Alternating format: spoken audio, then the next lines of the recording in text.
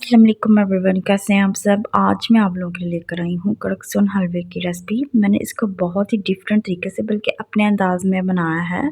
तो इस कदर मज़े का बना था कि आप लोग बेकरी का या हलवाई का जो सोन हलवा होता है उसका टेस्ट भूल जाओगे और आप लोग इसको ज़रूर ट्राई करोगे। और साथ में मैंने इसको 2 तरीक़ों से बनाया है। तो स्टार्ट करते हैं अपनी रेसिपी को यहाँ पे। तो सबसे पहले हम लोग यहाँ पे बर्तन लेंगे जिसके बीच में हम लोगों ने सोन हलवा रेडी करना है। तो यहाँ पे मैंने कपकेक्स मोल्ड जो होता है वो ले लिया था।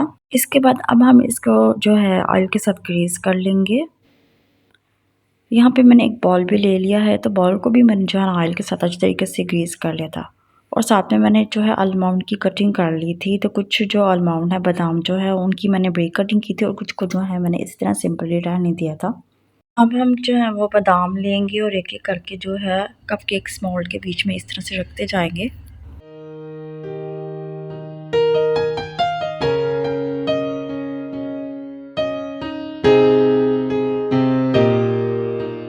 बाउल के बीच में भी बादाम जो है हम लोगों ने इसी तरीके से रख लेने हैं।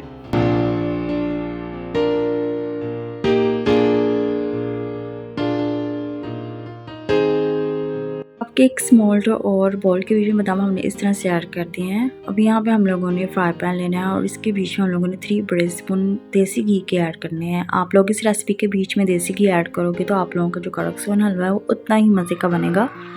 तो देसी घी जो है हम लोगों ने फ्राई पैन के बीच में ऐड कर लेना है और इसको मेल्ट होने देना है। देसी घी जब मेल्ट हो जाएगा इसके बाद हम लोगों ने एक कप इसके बीच में चीनी का ऐड कर देना है। चूल्हे की जो फ्लेम है आप लोगों ने फुल लो रखनी है क्योंकि अब हम लोग इसकी कैरमल सॉस जो है वो बनाएंगे। तो जो कैरमल सॉस है आप लोग जितनी भी चूल्हे की जो आंच है कम उसके ऊपर बनाएंगे तो आपकी जो कैरमल सॉस है वो उतनी ही अच्छी बनेगी।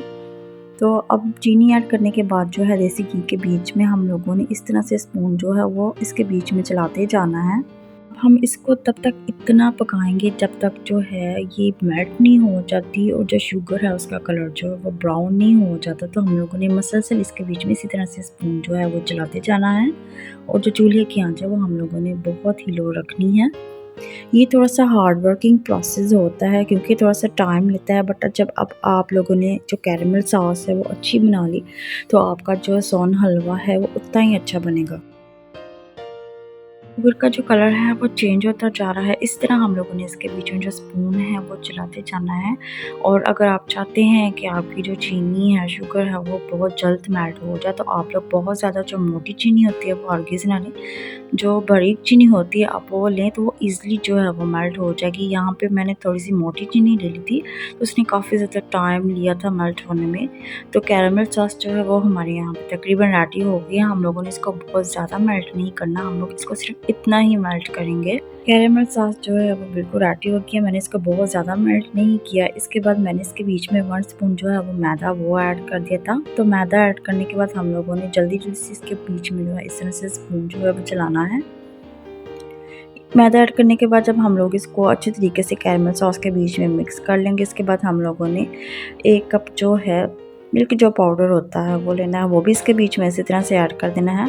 आप इसके बीच में जितना मैदा ऐड करोगे आप लोगों ने जो मिल्क पाउडर है वो भी उतना ही इसके बीच में ऐड करना है। इससे ये होगा कि आपका जो कड़क सोन हलवा है बहुत ही अच्छा बनेगा। तो आप लोगों ने इसको इतना मिक्स करना है कि इसका कलर जो है इस तरह हो जाए। तो हमारा जो सोन हलवा है वो बिल्कुल रेडी हो गया है। हम लोग को ये बिल्कुल इसी तरह से ही चाहिए। अब हमने कपकेक्स मोल्ड जो है वो ले लेने हैं जिसके बीच में हम लोगों ने बादाम वगैरह ऐड किए थे। तो हम लोग जो सोन हलवा है वो इसके बीच में इस तरह से जल्दी जल्दी से ऐड करते जाएंगे क्योंकि अगर सोन हलवा ठंडा होता गया तो ये साथ ही उधर ही जो है आप लोगों के फ्राई पैन के बीच में जमना शुरू हो जाएगा। तो आप लोगों ने थोड़ा थोड़ा करके जो है कपकेक्स मोल्ड के बीच में इस तरह से सोन हलवा ऐड कर देना है।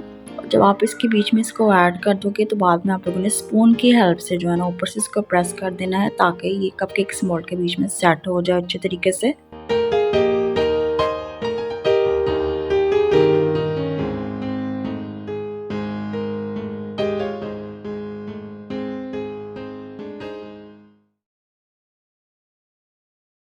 सारा सोन हलवा जो है मैंने कपकेक्स मोल्ड के बीच में ऐड कर दिया था। अब हम इसको ठंडा होने के लिए रखेंगे फ्रिज में। हम लोगों ने इसको हरगिज़ ठंडा होने के लिए नहीं रखना, हम इसको रूम टेम्परेचर पर जो है वो ठंडा होने के लिए रखेंगे। अब हम जो दूसरे तरीके से जो मैंने हलवा बनाया था वो रेडी कर लेते हैं। तो यहाँ पे जो कैरेमल सॉस का जो हलवा और हम लोगों ने बनाया था वो थोड़ा सा रह गया था। फ्राई पैन के बीच में तो हम लोगों ने क्या करना है, उसके बीच में हम लोगों ने थोड़ा-सा जो मिल्क है वो ऐड कर लेना है और मिल्क ऐड करने के बाद अब हमें इसको इतना पकाना है, इसके बीच में इतना स्पून जो है हम लोगों ने चलाना है कि जो ये हलवा है ये थिक होना शुरू हो जाए और जो कैरेमल जो इसके बीच में पड़ी हुई हैं वो भी इसके भी साथ ही जो है वो मेल्ट होना शुरू हो जाए। मज़ीद हमने इसको भी जो है वो थिक करते जाना है। तो ये जो है यहाँ पे हलवा बिल्कुल रेडी हो गया है। हमें इसकी थिकनेस जो है वो इतनी ही चाहिए और आप जब इसको गर्म करके खाएँगे या गरम-गरम खाएँगे तो ये बहुत टेस्टफुल और मज़े का बनता है। तो अब हम लोग को वो बाउल ले लेंगे जिसके बीच में हम लोगों ने बादाम जो है वो ऐड करके रखे थे, तो हम इसके बीच में इसको ऐड करते जाएँगे हलवे को। आप लोग ये बच्चों को विंटर में बना के दो तो ये बहुत ही मज़े का ये जो है ना हलवा रेडी होता है। तो इसको हम लोगों ने पहले जो है फ्रिज में रखना है क्योंकि ये थोड़ा-सा सेट हो जाएगा, उसके बाद जो है आप लोग इसको गर्म करके खा लो। तो ठंडा जब ये हो गया था बाद में इसको मैंने एक प्लेट के बीच में निकाल लिया था और इसके ऊपर मैंने जो पिस्ते बादाम हैं वो ऐड कर दिए थे। तो जिससे ये लुक है इसकी बहुत ही अच्छी और बहुत ही मज़े की आई थी। और जो कड़क सोर हलवा था वो भी रेडी हो गया था, वो भी ठंडा हो गया था, तो मैंने इसको भी प्लेट में इसके साथ ही निकाल लिया था। तो बहुत ही मज़े की, बहुत ही आसान सी ये रेसिपी है। आप लोग बच्चों को लाज़मी बना के देना। ख़ास तौर पे जो मैंने आप लोगों को दूसरे तरीके से जो है हलवा बनाना सिखाया है, वो तो अब लाज़मी बच्चों को विंटर में बना के देना क्योंकि ये हेल्दी भी है और विंटर के लिए बहुत ही अच्छा है।